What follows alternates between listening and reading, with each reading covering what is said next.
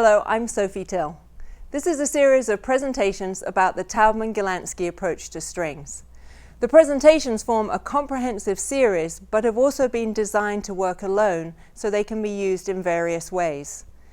They address some of the fundamental principles of the approach and show how these principles can provide answers to some of the most commonly asked questions by players of all levels, from professionals to students.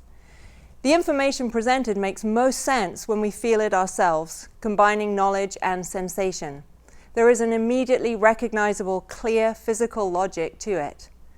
While these presentations are not a substitute for hands-on work, they can offer an entry point to this wonderful information.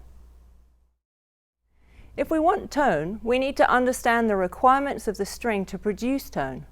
We often try and morph ourselves into the instrument, but this causes confusion as to which part is doing what and why. We frequently try to get what we want out of the music by feeling it and hoping that this feeling will convert to something in the arms in a way that makes those feelings come out of the instrument. When we are talented, it often does to some degree, but this is dangerous territory. If we don't understand the how, then we cannot reliably reproduce those sounds in any given situation at a moment's notice, and we are left feeling as though we require little short of planetary alignment for each performance. What we need is to understand the laws governing the instrument, in the case of tone production, the laws of the bow and the string, and the laws governing our own coordinate motion, so we can function on the instrument in service to its needs at any time, under any conditions, regardless of how we feel or what may be going on. Our confusion is in part due to the emotional content of the music that we play. We are profoundly involved and invested emotionally, and because the bow produces tone, this emotional burden often lands on the right arm. This raises the important point about understanding the nature of the craft of playing. The craft of playing involves the acquisition of physical skills and knowledge to make the instrument produce very specific sounds. Those skills follow the physical logic of the body, so once learned, we no longer have to think about them. They are skills, they are not forced into the body, requiring endless repetitions to function. This is an important difference. Talking is a good example of a skill. We don't often think about how we talk, but we all learned how. The physicality of talking makes so much sense to us that once learned, we never question it. I can take that skill of talking and do something mundane, such as talking through a shopping list, or I can do something profoundly artistic, such as reading a poem to an audience. The fundamental skills, or the craft of talking, is the same. First, we need to understand the craft of tone production and acquire the skills to master that craft. Then we can go further and learn the craft of creating specific poetic sounds, creating color, nuance, etc., which are themselves dependent on specific skills that can be learned.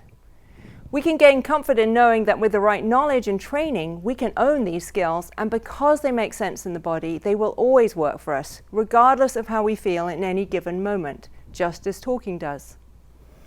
We already looked at bow arm fundamentals, the holding mechanism, getting to the string, and the basic back and forth of the forearm. Tone production requires us to go further.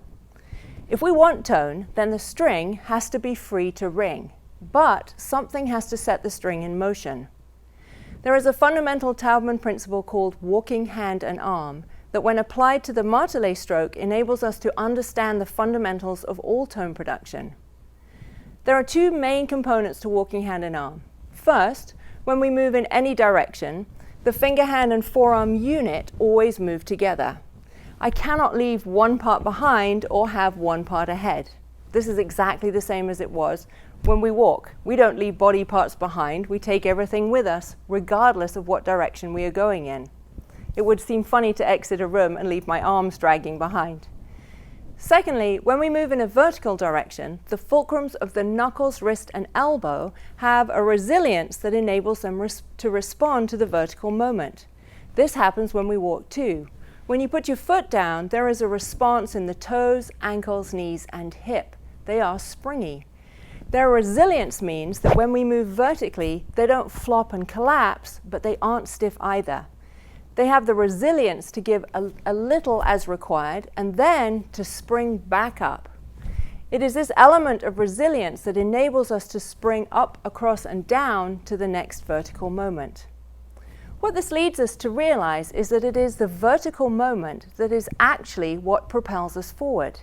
If I don't put my foot down on the ground, I cannot move along to the next step. But equally, if I put my foot down and stay down, I cannot move forward either. I am stuck down. My vertical moment has lost its propulsive quality.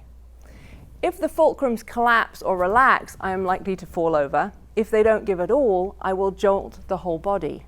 There is an instinctive timing to the relationship of vertical moment freeing up to horizontal and back down again to vertical, with each part doing its share. So what we can start to understand is that there are these two elements that form the essence of walking hand in arm. The finger, hand and forearm unit always moving together in all directions at all times, and the resilience of the fulcrums coming into play in the vertical moment, enabling us to free up and move along to the next vertical moment. This concept of the vertical moment freeing up or emptying out is essential to us understanding how to move along from one place to the next. When we looked at holding the violin, I mentioned 24-hour practice. The idea of taking these fundamental principles in the Tauban work and observing how we use them in everyday activities. This enables us to become familiar with certain sensations and knowledge in contexts where we do things instinctively that makes it easier to identify them on the instrument. We can use 24-hour practice for the concept of walking hand in arm too. The vertical to the horizontal relationship is there in everything we do, not just in our arms. It is most obvious when we walk, but if you pay attention to all activities, you start to notice that our brains are wired up to always work this way. We have to think from vertical to vertical. The horizontal is a result. It is essential to our ease of movement that we understand this. We cannot compute movement from the horizontal. Sports that work this way too, tennis, golf, football. It is the contact with the ball that produces the trajectory that the ball makes until it reaches the next point of contact. Once that ball has been hit, it is sent freely on its way to the next point of contact or vertical moment. There's nothing more we can do to it after this moment. Of course, if the ball is disturbed en route, then that trajectory is broken. Dance works the same way. Every move is created from the floor and comes back to the floor. What we see as observers is the ball or the dancer moving in the air. But in every case, what we see is created from the vertical moment, the point of contact. Just as we looked at in the bow fundamentals, the way things look externally and what is going on underneath that creates that result are very different.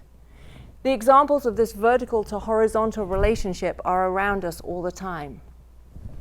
For many of us, our thinking in the bow arm has been on the horizontal. We think of the bow as this horizontal object which we are moving horizontally, but we're not designed to compute how to move this way. The thinking is backwards and things become tight and insecure as a result. This is a major cause of instability in the bow arm and leaves us with the experience of the bow arm being up rather than settled on the string. Understanding this relationship between vertical and horizontal in walking hand in arm is the fundamental concept for the bow arm and the Martele stroke. The vertical moment for the bow is when it is not moving horizontally, but is profoundly connected to the surface of the string. Just as in walking, the arm frees up and empties out, enabling us to be propelled along to the next vertical moment, and we get a bow stroke. This has some major implications. The experience of the bow moving along the string, therefore, is the arm completely empty. When we watch someone playing a string instrument, we see the bow going back and forth, so we think this is the action, but it is the result. Everything that was needed happened in the vertical moment. That means we have to move our brains to the vertical, which makes perfect sense. It is completely stable.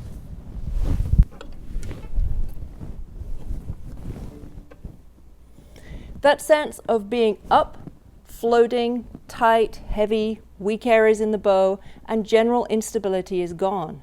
The vertical moment is right there. I am down and connected to the instrument and string. My brain is wired from vertical to vertical, not from horizontal to horizontal. So playing isn't this.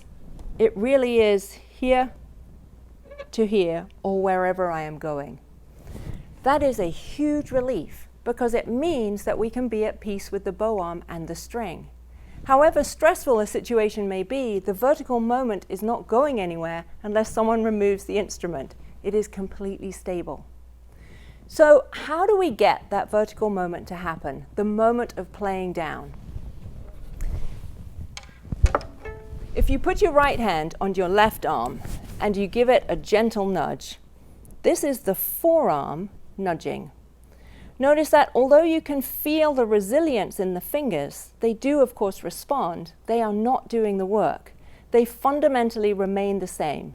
You can nudge a lot or a little, simply by thinking more or less. What we are varying is how much energy or let go travels through the forearm. We can instinctively adjust how much let go there is in the forearm just by thinking more or less. The more let go, the more energy is present in the nudge. The less energy there is. So the forearm has the same capacity to nudge the string. This is what we call the down.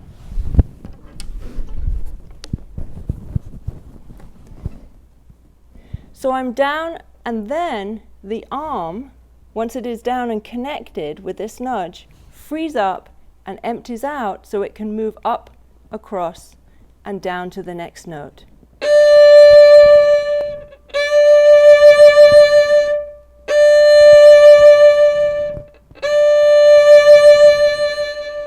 This leaves the string free to vibrate and my arm at ease and totally free. If I don't free up, I cannot move along and will have to drag the bow over the string, and the tone will reflect that.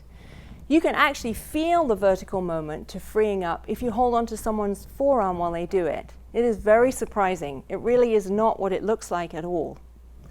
So if we now take these same principles and we expand them to how we play all the notes, playing tennis becomes a useful analogy. The start of the note is the ball meeting the racket.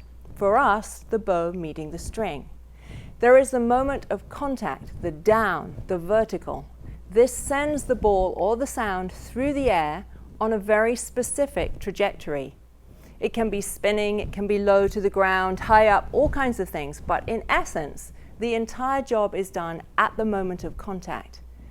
The sounds we can send are as creative and variable as we can imagine, like the different ways a ball can travel through the air.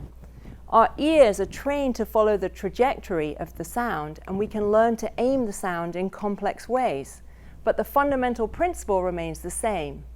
You can sort of imagine two tennis players. There's an up bow and a down bow player, and they are sending the sound from one to the other.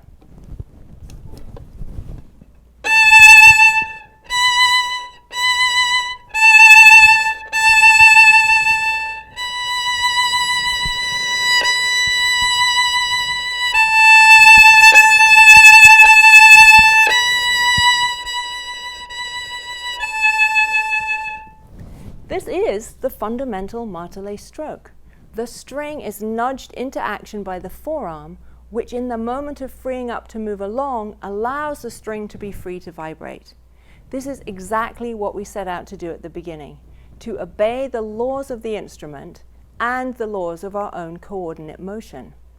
This also means that when we understand the Martele stroke this way, it is in everything we do, from the smallest sounds to the most powerful. So, as with so much else, the experience of playing becomes the exact opposite of what it looks like from the outside.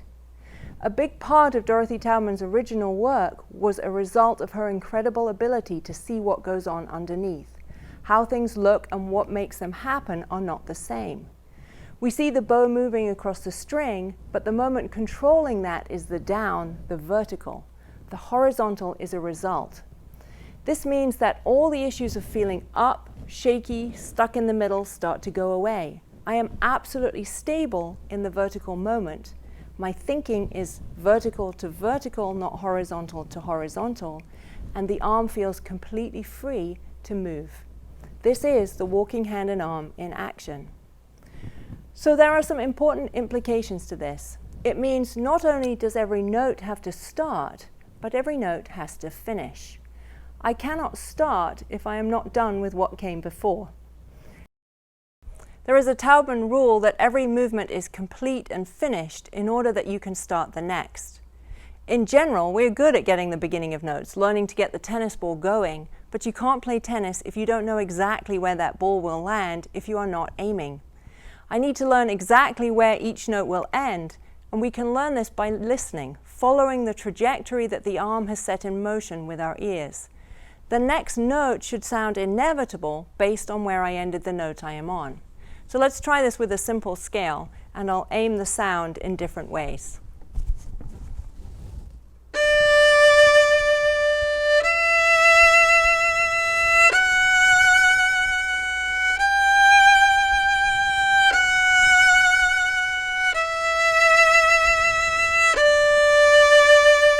If we change the aim,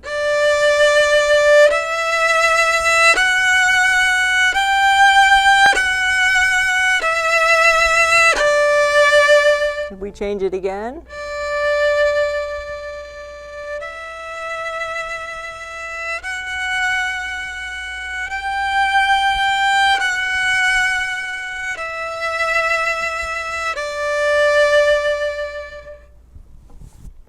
the rhythm and the pitches tell me exactly when and where to send the bow arm. If we aren't clear about where and when, we cannot move because movements are incomplete, thereby polluting the next movement. We always need the starting and ending point so we can move from vertical to vertical. So let's take this Martele concept and apply it to dynamics. If you use your leg, you can let your arm go up and down on your thigh. You notice that the surface of the leg feels springy. If I ask you to make a big red mark, you can. And if I ask you to do it very gently, you can. No one took lessons to do this. We do it instinctively. These are exactly the same elements at work that enable us to control dynamics. When you want the big red mark, the arm understands straight away how to allow more let go and release more power.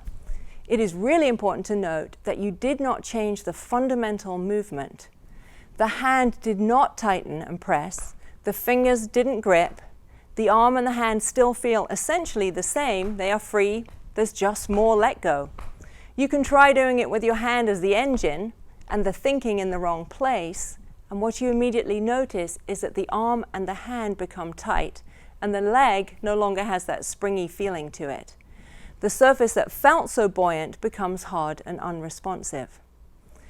It is important to notice also that when you wanted more, you did not try to use your arm and hand below the surface of the leg. You released more energy to the surface of the leg. If you try and go below that surface, the hand and arm also jam up and tighten. In other words, the more that you released was to the surface you were engaged with and not beyond. It is crucial that we recognize that the more or less we are using is always in relation to the surface we are engaged with. We cannot go below that surface just because we want more, and we cannot float above that surface just because we want less. When we rub our arm, we are doing the same thing. It is just more subtle. If I wanted to warm up my arm, I would add more let go. You can still feel that nudge to get started and the freeing up of the arm to move along. You can also feel the increased amount of let go that enables you to generate more energy. Equally, if I wanted to be very gentle on my arm and rub it as lightly as possible, I don't float over the surface. I engage exactly the same way, but with a very tiny amount of let go. You can still feel all the same ingredients at play. If you try to do this by floating, you will immediately feel the right arm tighten because it is no longer down. You are actually having to hold your own arm up, and this is exhausting. What is useful about experiencing this in these other places is that it enables us to really locate what we are doing without all the baggage associated with the instrument and playing. This is very useful in breaking those associations and enabling us to reconceive what we are doing. Let's take all this back to the violin.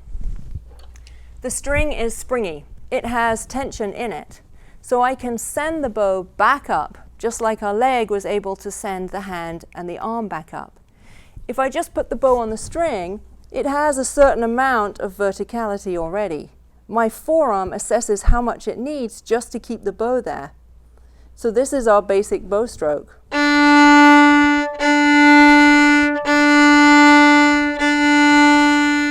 If I start from this point and begin to release more and more let go to the surface of the string, I can start to hear the sound change and feel the increase in let go, while the fingers, arm and hand do just the same thing.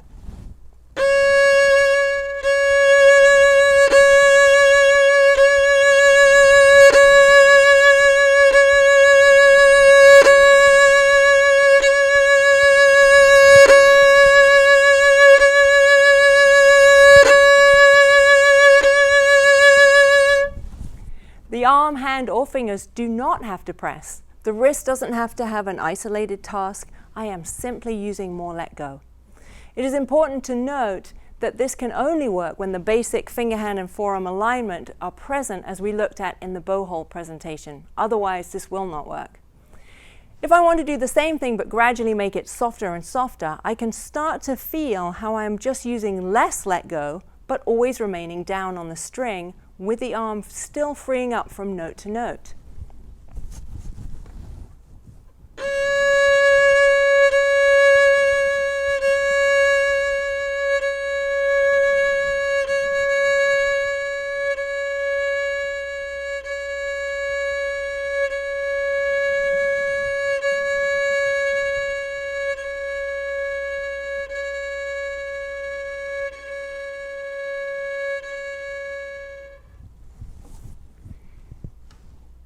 It actually feels as though the arm is playing closer to the string rather than trying to float away from it. This is piano playing. It is completely stable, still vertical to horizontal to vertical, but very close to the string. This is the exact opposite of what many of us experience with quiet, slow playing, where the arm is holding up and floating and the brain is wired to the horizontal. It feels terrifying. When we are thinking from the vertical moments, we know we are stable, even if things are very delicate. The string isn't going anywhere. I'm always present on the string. So let's take a look at some short examples. At the beginning of Bartók's first Rhapsody, I can immediately use a tremendous amount of let go for the vibrant, energetic opening.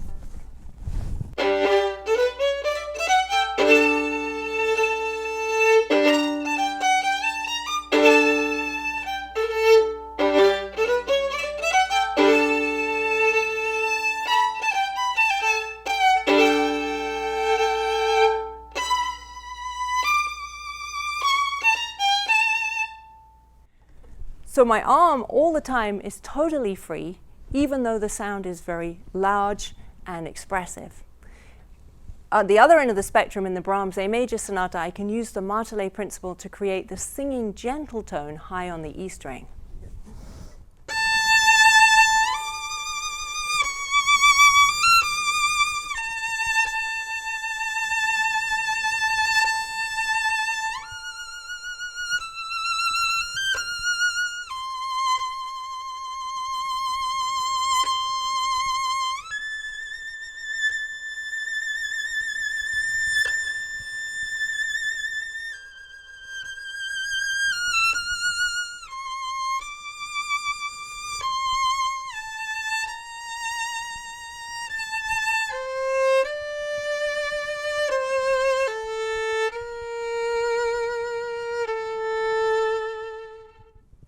In the Arvo Pärt example, I want it to be very soft, but I can still start with absolute stability from the vertical moment, with my arm using a tiny amount of let go and my thinking from vertical to vertical, despite the slow speed.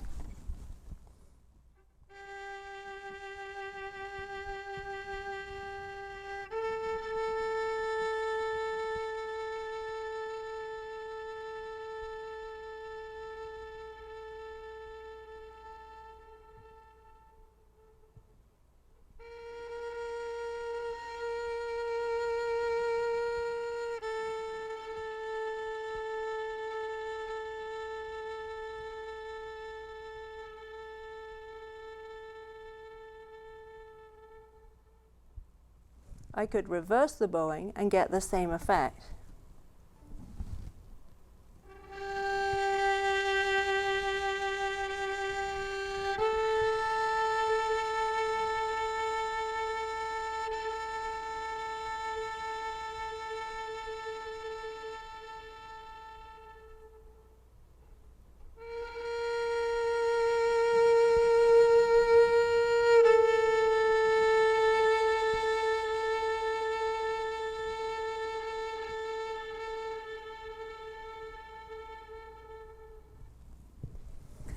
What we realize from all of this is that when we apply the fundamental principle of walking hand in arm to the Martele stroke, in addition to understanding how we can do more or less within these parameters, we can create any dynamic we want with no effort. The arm is always free regardless of the dynamic demands. In addition, because this adheres to the requirements of the string, bow, and violin, the sound is very free. It sounds like a violin string. There are other techniques that we can add that enable us to create color, nuance, and spin the sound out in a seamless way, and more, but these come after this essential principle is in place.